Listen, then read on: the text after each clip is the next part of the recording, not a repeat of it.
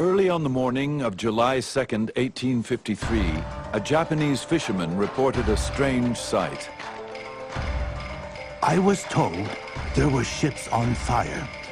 I ran up the mountain to get a good look. The ships came nearer and nearer, until the shape of them showed us they were not Japanese ships, but foreign. And what we had taken for a conflagration on sea was really the black smoke rising out of their smokestacks. Steamships, like most Western innovations, were unknown in Japan. Now there were 4 in the harbor. The American squadron, armed with cannons and almost 1,000 men, was ready to force its way onto Japanese shores.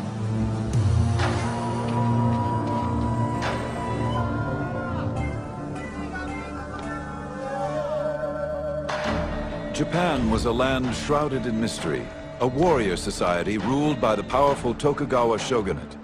They had successfully kept the West at bay for over 200 years. But now the Western powers demanded entry. Could the samurai nation repel the industrial might of a determined West?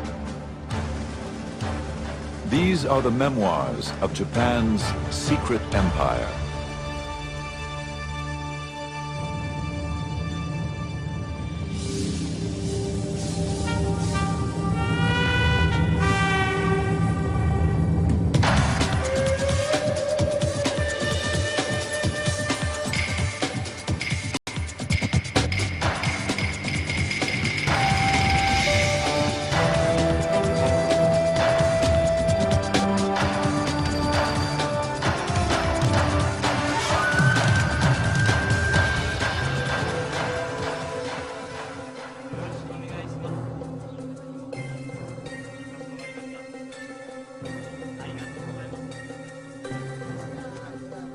All those who are in contact with us are bound by an oath and sign with their blood not to talk or entrust to us information about the situation of their country, their religion, and secrets of government. So reported the German doctor Engelbert Kempfer, one of the few Europeans allowed in Japan. It was the year 1690, and the Japanese viewed Westerners as barbarians who threatened their orderly society. The Japanese were determined to keep their doors closed to the West for as long as they could. There was one exception, a small settlement of Dutch traders who agreed to live in confinement on an island in Nagasaki harbor. For over 200 years, this sequestered trading post would be Europe's only window to this impenetrable land.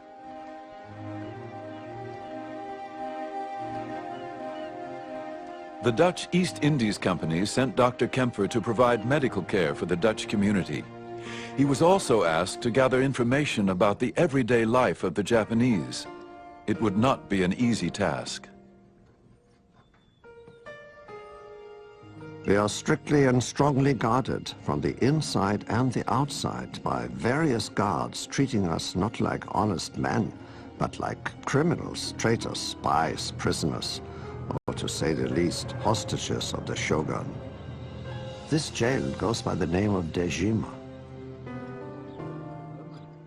The Dutch lived like prisoners on Dejima. But Kempfer was fascinated by the opportunity to write about something nobody else could get access to. Dejima was tiny. Kempfer counted 236 steps across and 82 wide. There were never more than 19 men allowed on the island at a time, and never any Western women.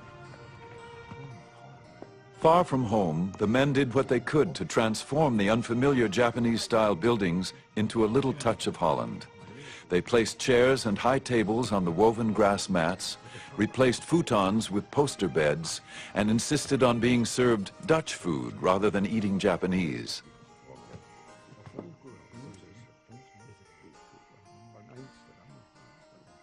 No Japanese, except for prostitutes, were allowed unsupervised contact with the Dutch. Yet, in order to gather information for his reports, Kempfer managed to create a small group of inadvertent Japanese informants. I serve them willingly and without charge in my profession with medicines, while cordially serving them European liqueurs. I question them about local matters, nature and secular and spiritual topics, with total freedom.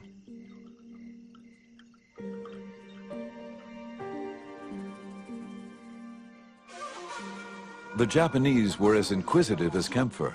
The Dutch settlement was their window to the exotic world of the West. But the trickle of information that arrived from overseas was carefully guarded.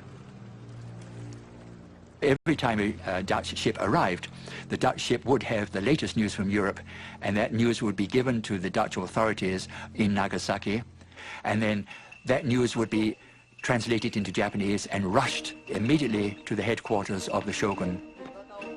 The ruler of Japan, the shogun, hungered for news of the outside world. He commanded the Westerners to present themselves at his castle once a year. The only time Kempfer really saw Japan was when he traveled from Nagasaki to Edo, which was the shogun's capital.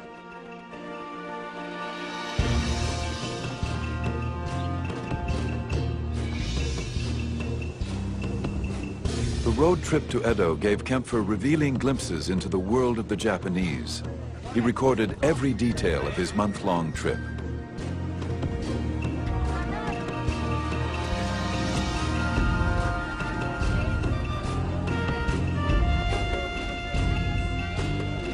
We received many of the honors that are generally shown to the provincial lords.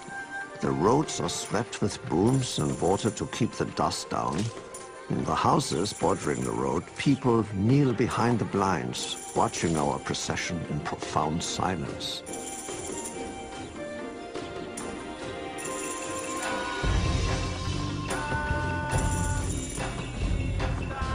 An incredible number of people daily use the highways of Japan's provinces. Indeed, at certain times of the year, they are as crowded as the streets of a populous European city. The reason for these crowds is partly that the Japanese travel more often than other people. Kempfer would write about all of the travelers, samurai and their lords called daimyo, merchants and roadside performers, Buddhist monks, and a group of young women who dressed like nuns. They cover their shorn heads with silk hoods and adorn themselves nicely. Each attaches herself to one particular traveler, starts up a rustic tune, and as long as it's to her advantage, she accompanies and amuses him for several hours.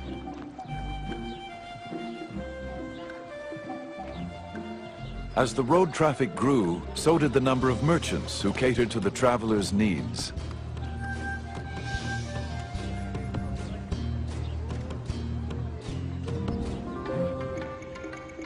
We saw many fine stalls, those of merchants and cloth dealers, medicine dealers, traders in idols, booksellers, glass blowers, pharmacists, and people crying out their wares.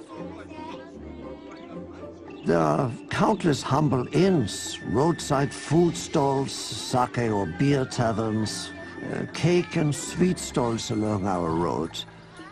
Outside tables also have a variety of biscuits of different colors and shapes on display. They are pretty to look at, but are generally so tough that it is difficult to move one's teeth if one attempts to chew them.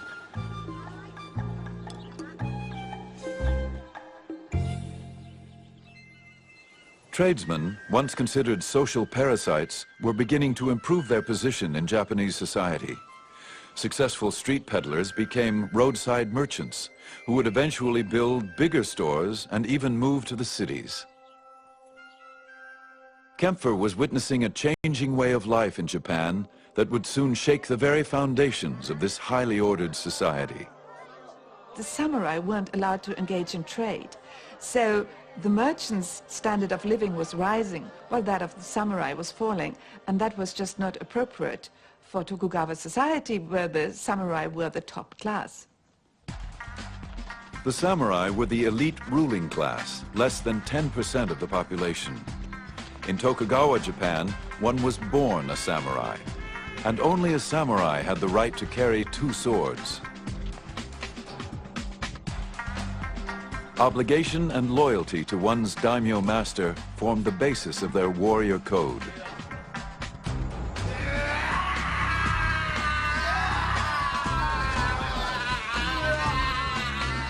But now, in an era of peace, the once privileged samurai faced an uncertain future.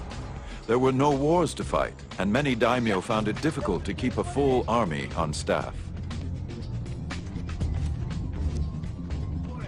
While higher-level samurai could find work as civil servants, other samurai were not allowed to work in occupations considered beneath their class.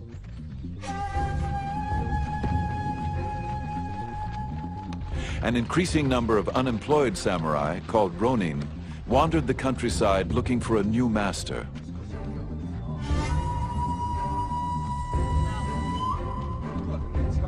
The search for new opportunities led many to the cities.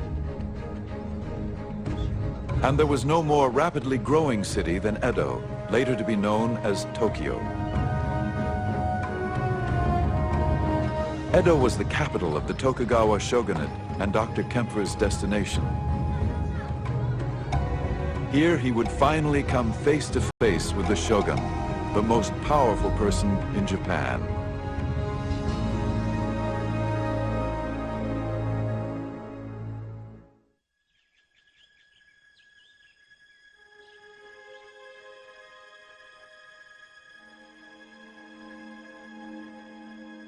When Dr. Kempfer arrived in Edo, he was sequestered in guarded quarters for 2 weeks.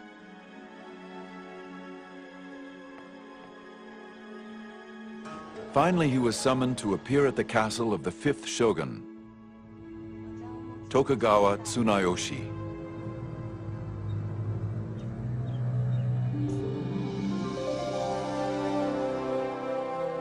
The shogun's residence is spacious with many long corridors and large rooms which can be closed off by sliding partitions.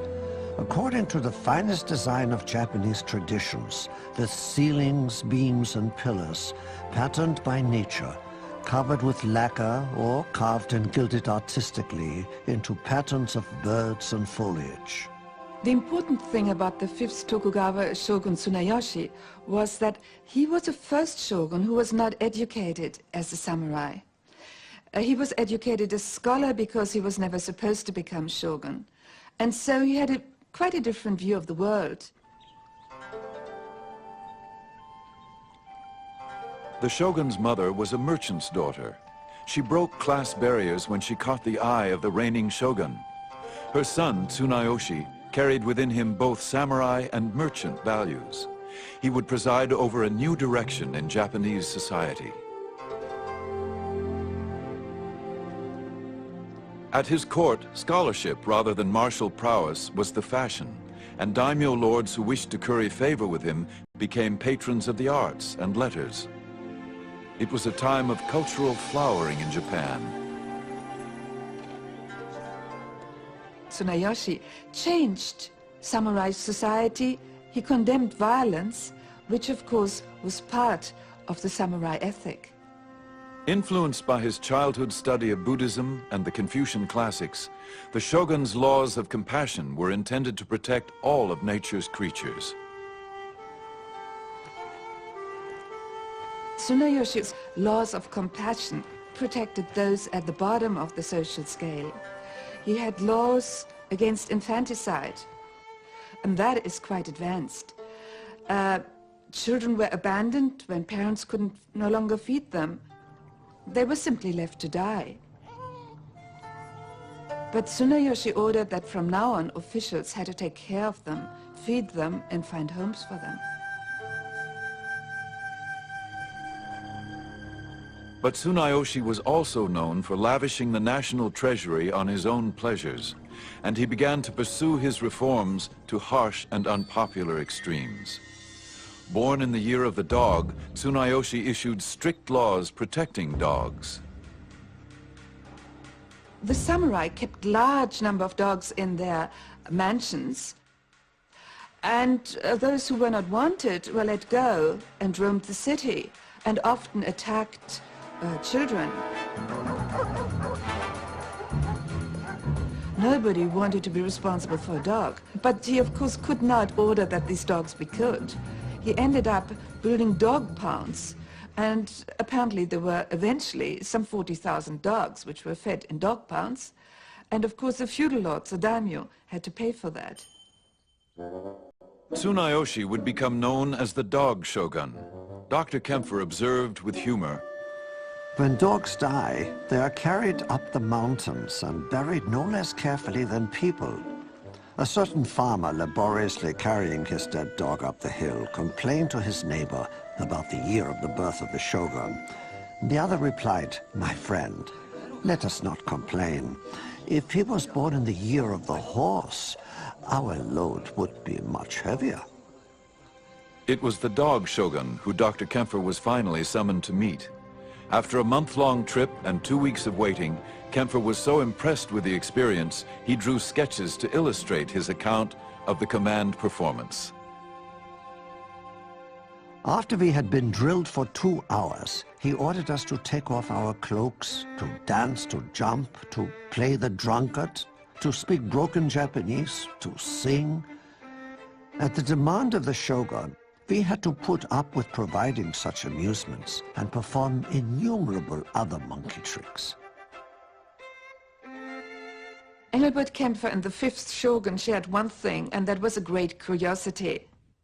But at the audience, the shogun sat behind a bamboo screen. And he asked Kempfer to come close to the bamboo screen, even take his wig off, and dance and sing for him. And Kempfer strained his eyes to be able to see what the shogun looked like and his wives behind the bamboo screen. But they never were able to talk to each other directly. The shogun and the doctor would meet only 3 times, but each provided a brief glimpse for the other into his world. Kempfer's account of Japan became a bestseller. It first appeared in English, then it was translated into Dutch, French, several translations, even Russian. And basically, all knowledge until the 20th century was based on Kempfer's so-called history of Japan.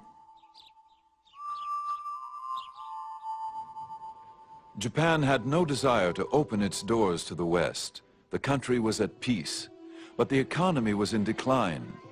Thousands of disenfranchised samurai warriors would keep the nation on edge.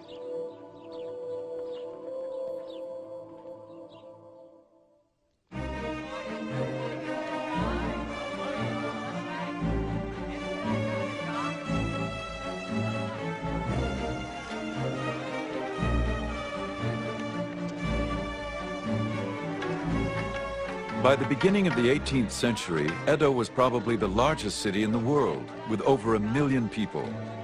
Unlike the European capitals, its citizens enjoyed a safe, clean city with an advanced recycling program.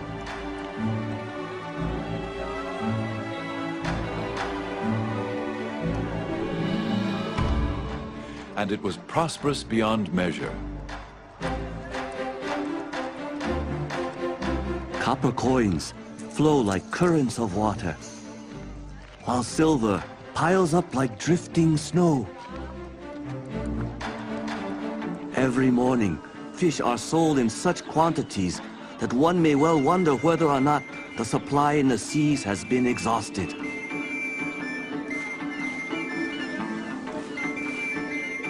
Visible in the distance is Mount Fuji, rising in all its magnificence against the horizon. At least half of Edo's population were samurai warriors who had come to the capital with their daimyo lords. Since there were no wars to fight, the samurai had leisure time, but not always the means to enjoy it. The downside of the era of peace for samurai was that the samurai weren't allowed to engage in commerce, and therefore gradually they see a lot of wealthy merchants more able to do all of the things that they want to do because they have more money than your common samurai. Ironically, merchants who catered to the needs of the samurai were the ones who benefited. They could now afford to get education, develop their taste, cultural taste, and emulate the high-class samurai whom these merchants always admired and envied. The social barrier was breaking down. Since the beginning of the Tokugawa era, a restrictive class structure had kept everyone in their place. Although the classes were not supposed to fraternize, the rules began to bend. 日常的に俳句を作る連とか In social situations, such as the popular haiku clubs where both samurai and merchants were both active participants, rather than addressing each other by their acknowledged family names, each would create a pen name. In this way, they freed themselves from adhering to the rigid rules demanded by their social standing.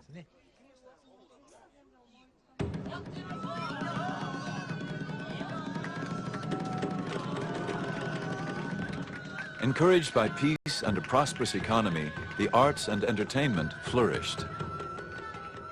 Samurai interest in education had encouraged literacy among all social groups.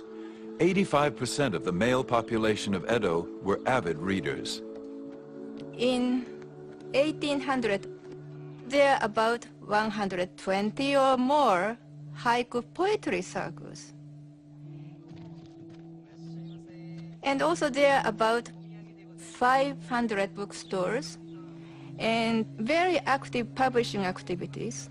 The people demanded these books and information. They want to read exciting fictions. Some of the best-selling novels of the day were written by a merchant-turned-author named Ihara Saikaku.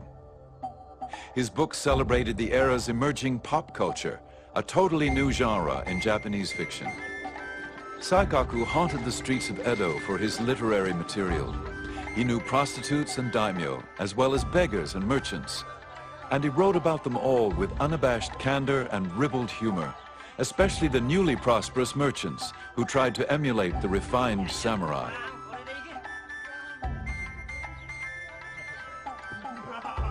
If you didn't know better, you'd think they all came from fine families. But let me tell you, that one in the shiny coat, he's a glue maker. He deals in cattle bones and cow slobber. But the way he dresses, you'd think his own bones were the product of fine breeding. He's had to put his house in hock. His creditors have taken him to court. If you ask me, he's crazy to be out for a night on the town. In Edo, a night on the town often meant kabuki, the most popular form of stage entertainment. To Edo people, the kabuki actors were like Hollywood stars. The fans would collect woodblock prints of their favorite actors, not only for the fun of collecting them, but also to see what fantastic costumes their favorite actors were wearing on stage. If the fans really liked a certain style or design, in a flash, it would become the newest fashion trend. The kabuki plays were romantic, heroic tales. One of the most famous, Chushingura, was based on a notorious real-life event. A daimyo lord had been humiliated in a confrontation with a court official. The ruling shogun had ordered the lord to commit seppuku, ceremonial suicide.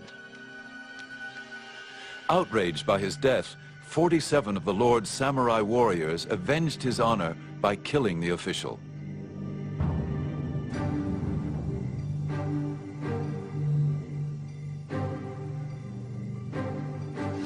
This presented the ruling shogun with a dilemma.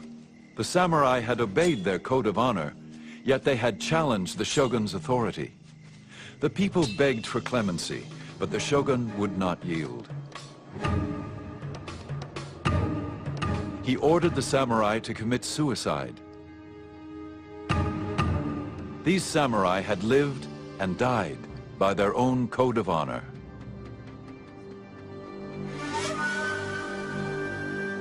The incident captured the public's attention like no other.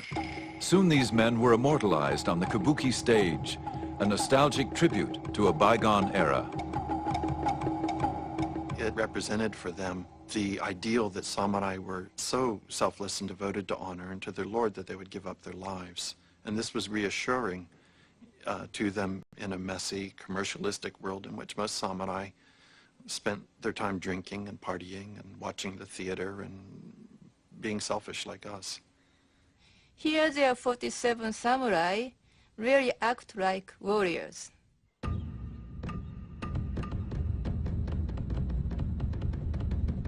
All raise a shout of acclaim. Well done, well done. And this praise will be echoed through ages to come for these loyal retainers. We have recorded here their glory, ever renewed like the leaves of the bamboo. The honor of the samurai would live on in myth and legend. But in Tokugawa, Japan, there were no wars, no more quests for eternal glory. In real life, the samurai would have to find another outlet for their passion.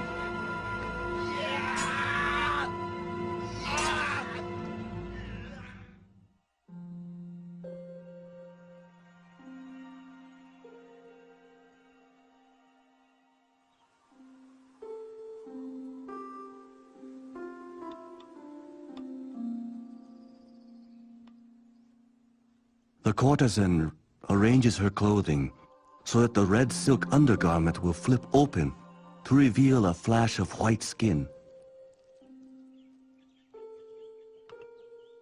When men witness such a sight, they go insane and spend the money they are entrusted with, even if it means literally losing their heads the next day. But most men only gape, envious of the men who can pay the courtesan's price.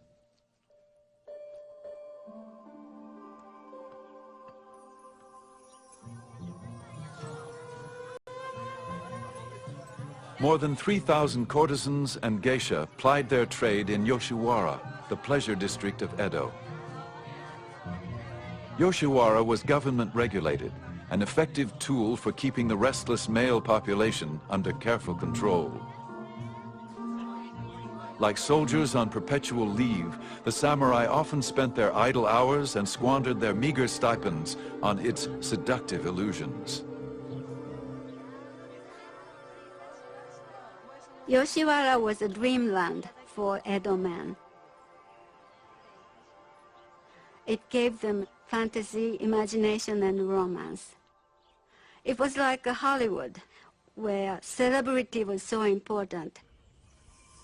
Gated, walled, and surrounded by a moat, it was a city unto itself. No Westerner was ever allowed to explore its pleasures.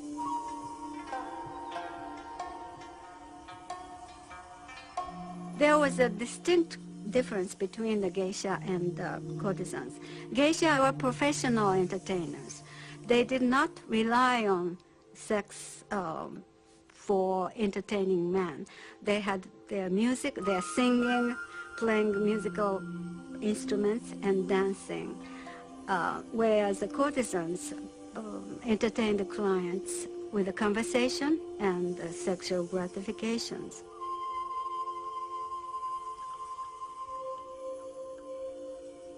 Yoshiwara courtesans were the elite of the prostitutes. If they just wanted to fulfill their sexual need, all over Edo, there were plenty of illegal, cheap prostitutes. But they wanted to come to Yoshiwara because it was such a prestigious and special place.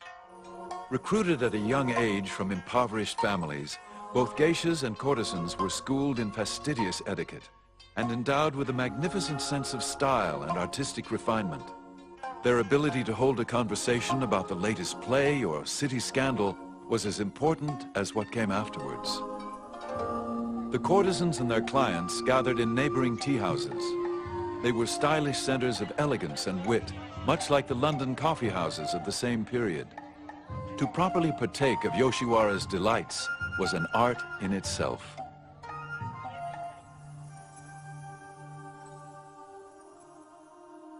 And the Yoshiwara courtesans were trained to think that they were better than their clients. And if a man wanted to visit Yoshiwara, he had to prepare for it 6 months in prior. He had to buy a fine set of sword. He had to think about what to wear, because he wouldn't just go there. The courtesan had the right to turn down her client if she didn't like him, even if he could afford to pay for her. Therefore, he wanted to make a good impression on the courtesan. And then, once he's committed to her, he had no right to see other women.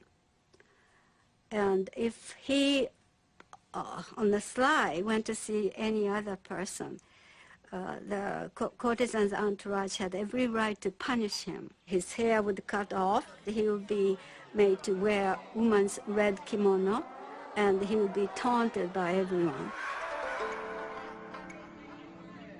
Yoshiwara nurtured its own unique customs, art, fashion, and language.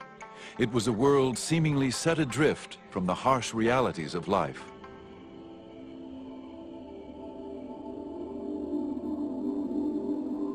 Living only for the moment, giving all our time to the pleasures of the moon, the snow, cherry blossoms, and maple leaves.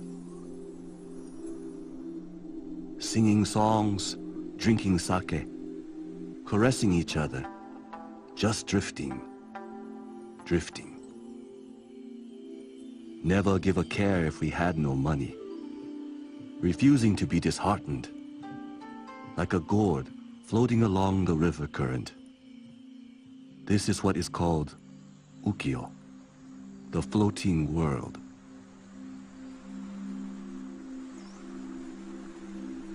But the word ukiyo still retained its Buddhistic sense of this transitory life. Its impermanence, this life's suffering, was still there, particularly for the courtesans and prostitutes, all of whom had some kind of trouble.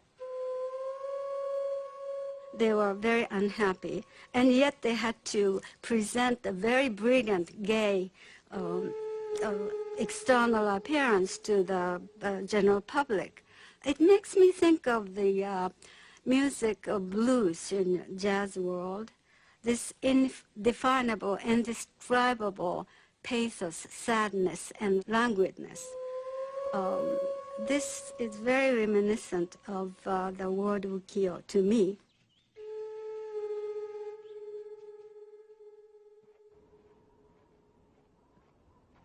For the samurai who frequented Yoshiwara, times were changing.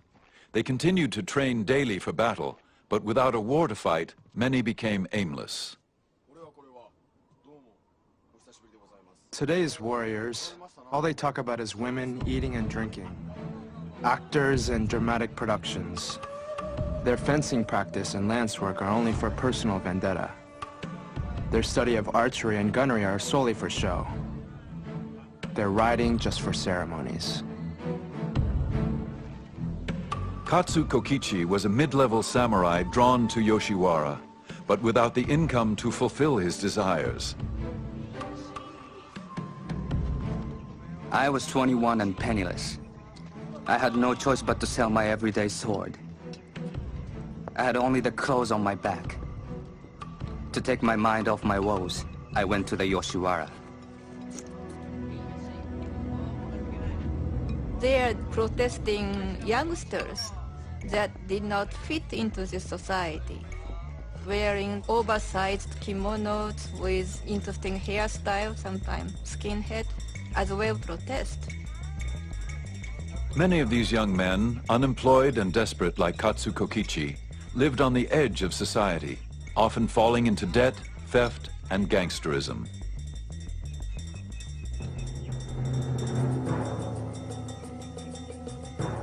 When we entered the shrine precinct, a couple of sharp-looking characters sauntered up to us, humming a tune. Without warning, my body spat in the face of one of the men.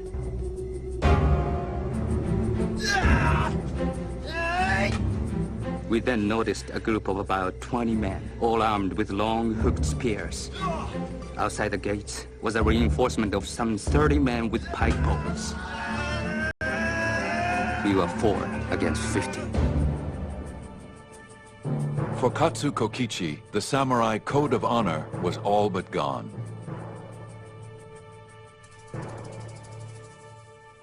By the middle of the 18th century, the expensive delights of Yoshiwara were no longer affordable for most samurai. The pleasure district took on an increasingly ugly edge.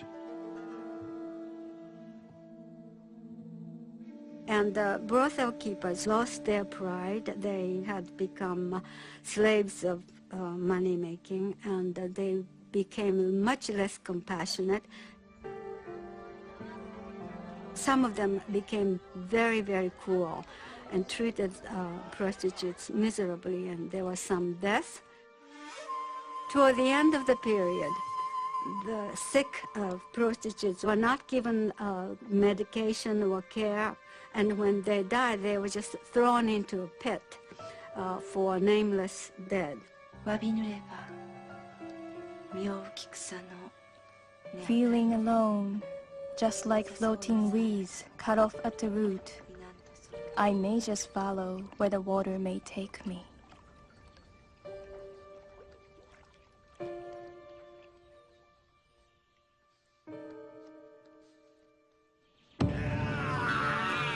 The insular world of the samurai was in decay. To find a cure for its ills, some would begin to look in an unlikely direction. The West now beckoned with new ideas and hope.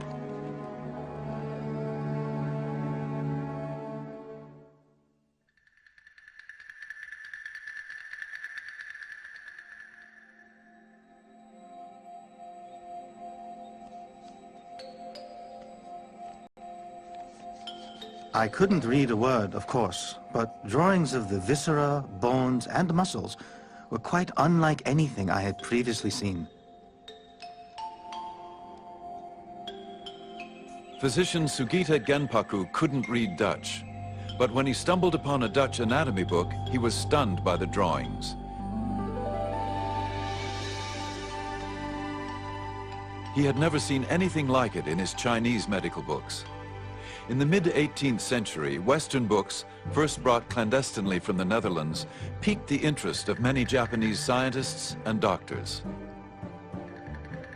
それまであまり行われてなかった Sugita Genpaku received permission from the government to order the first sanctioned autopsy of a criminal's corpse for scientific study. The corpse of the criminal was that of an old woman of about 50 years. The old butcher pointed to this and that, giving them names, but there were certain parts for which he had no names. When we compared what we saw with the illustrations in the Dutch book, it was exactly as depicted.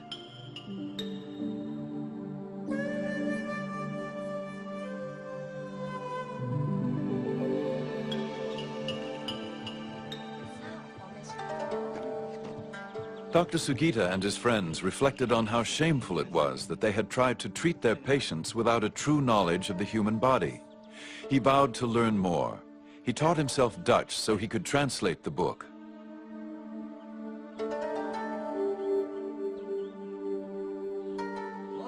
The next day, we met and began. Gradually, we got so we could decipher 10 lines or more a day.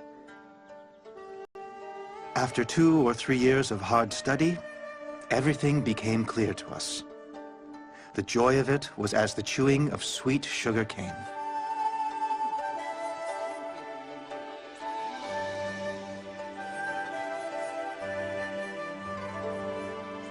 In 1774, the shogun granted Dr. Sugita permission to publish the medical book so he could share his knowledge with other doctors. This book became part of a growing interest in Dutch learning, known as Rangaku.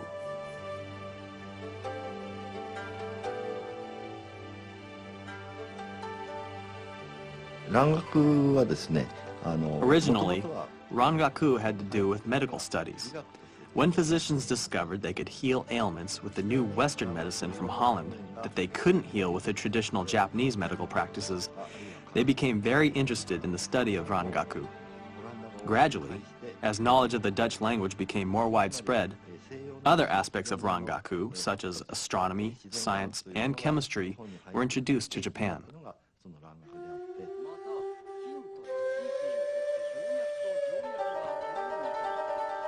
Almost 100 years after Dr. Engelbert Kempfer, the desire for Western knowledge would initiate the push to open the door to Japan from the inside.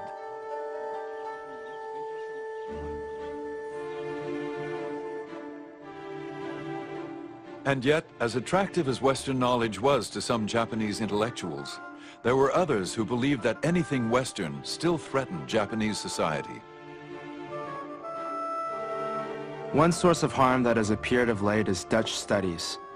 These students have been taken in by the weakness of some for novel gadgets and rare medicines which delight the eye and enthrall the heart. If someday the treacherous foreigner should take advantage of the situation and lure ignorant people to his ways, our people will adopt such practices as eating dogs and sheep, and no one will be able to stop it. It is like nurturing barbarians within our own country.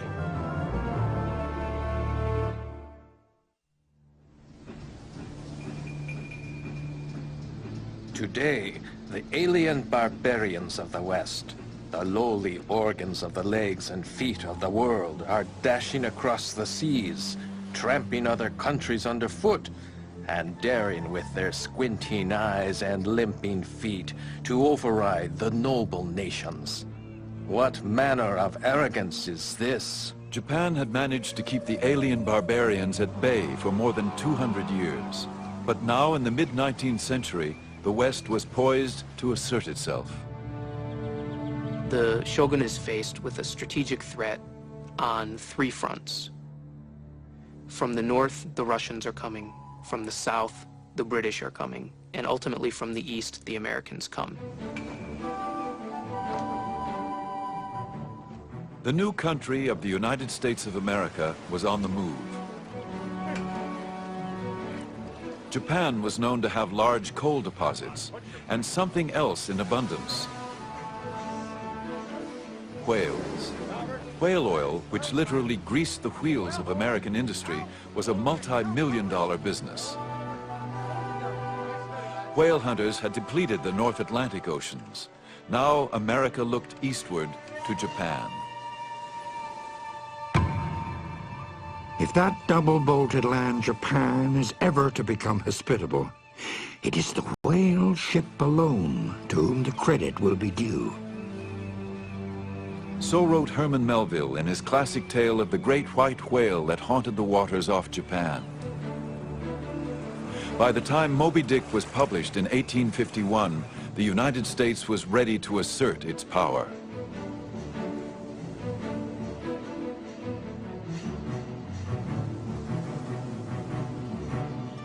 Japan's leaders were aware of the growing push towards their shores.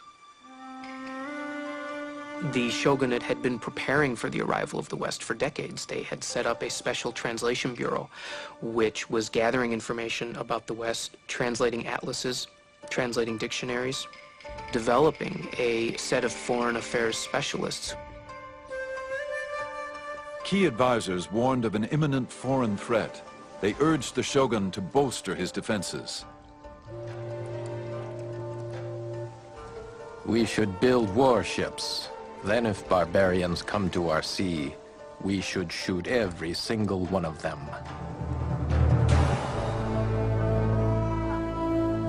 Others feared that Japan could not serve as a worthy opponent to the West. Their weaponry and ships had not changed since closing the doors to Europe 200 years before. There was no resolution.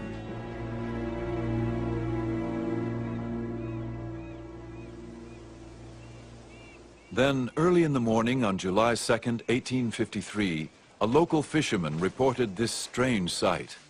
I was told there were ships on fire. I ran up to the mountain to get a good look. The ships came nearer and nearer until the shape of them showed us they were not Japanese ships, but foreign. And what we had taken for a conflagration on sea was really the black smoke rising out of their smokestacks.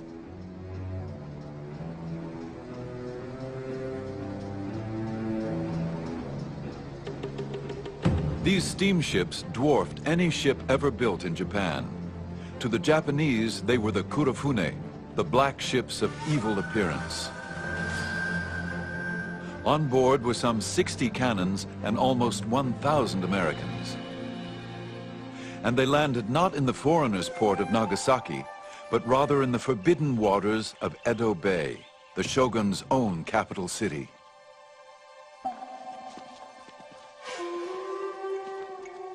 Upon hearing the news, the shogun immediately fell ill. Many said from the shock of hearing that a foreign naval squadron was at his doorstep. His advisors tried to deal with the crisis.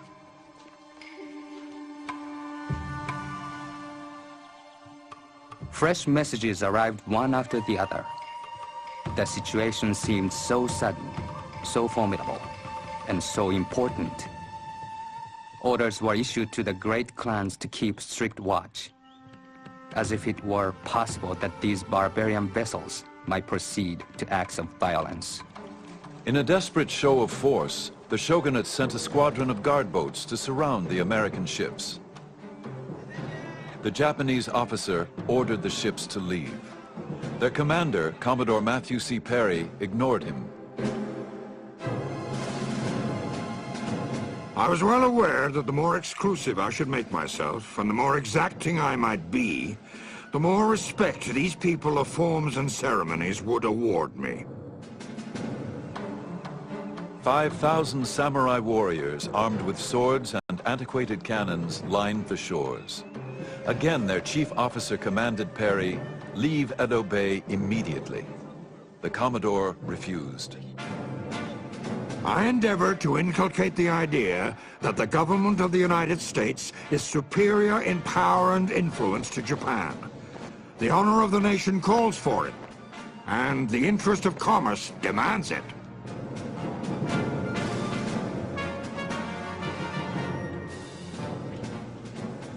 The Japanese on shore watched as Perry's crews readied for action.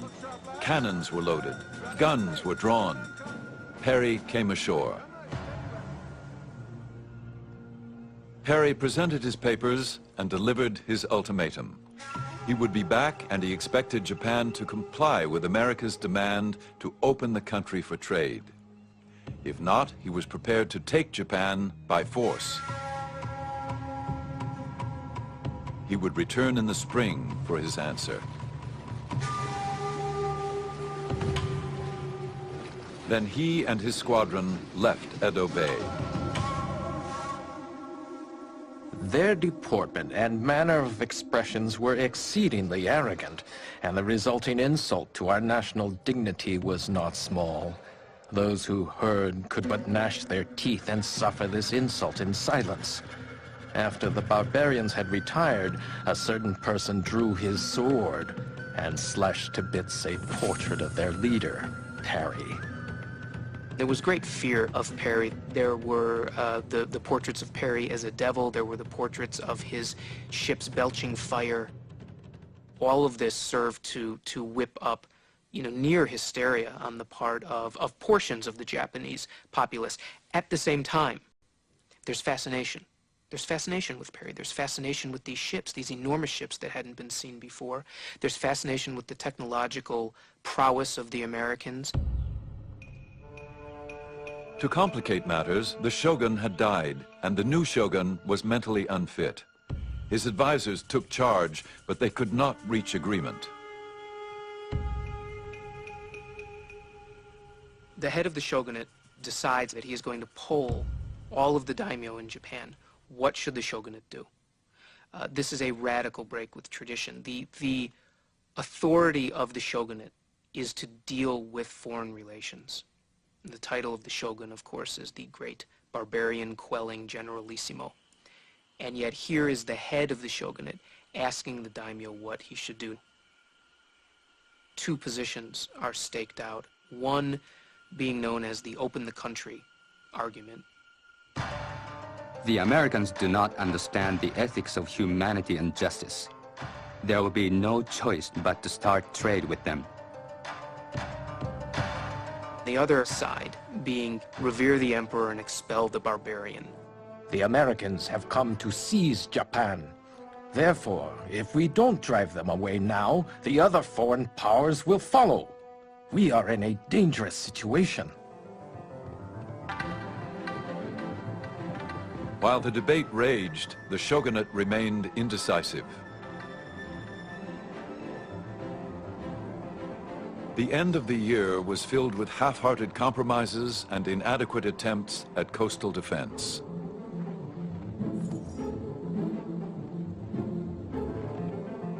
Then, in February, Perry returned earlier than expected. This time, his show of force was even more ominous.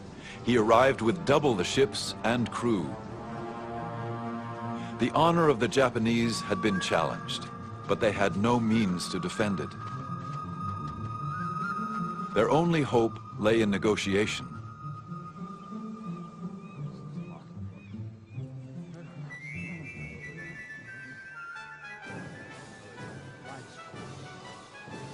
As soon as Perry came ashore, the talks began.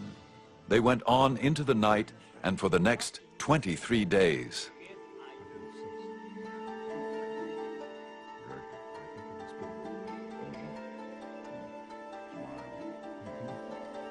In the end, the treaty was a compromise, which served both countries' interests.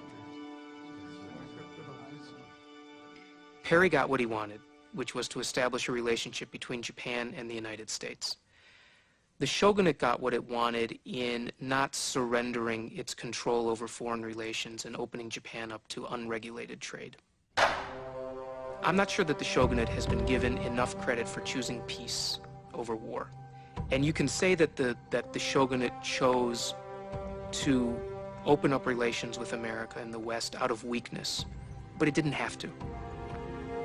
The shogunate took the practical decision, and they chose peace, and thereby preserved the integrity and territorial sovereignty of their country. Before signing the treaty with Perry, the shogun arranged a social evening, a prerequisite for conducting business in Japan that continues to this day. Sumo wrestlers displayed their strength. The first one invited Perry to punch him in the stomach. Another wrestler hoisted 2 huge bags of rice over his head to show his strength. Perry offered champagne and whiskey. He gave the Japanese gifts. Among those of particular interest, a telegraph, a camera, and a quarter-scale steam railroad, unlike anything the Japanese had ever seen. Japanese engineers would quickly make plans to replicate them.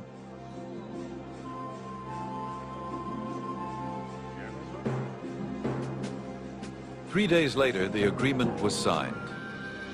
It was not long before Japan signed trade agreements with Russia, England, France, and Holland. Despite its accommodation to the West, the days of the Tokugawa dynasty were numbered. No longer was the warrior class to control the destiny of Japanese society. Within 10 years, the samurai were officially disbanded. But the samurai ethic had been indelibly engraved into Japanese culture. In 1868, the 15th shogun stepped down. With his departure, 265 years of rule by the Tokugawa family had come to an end. The modern era of Japan had begun.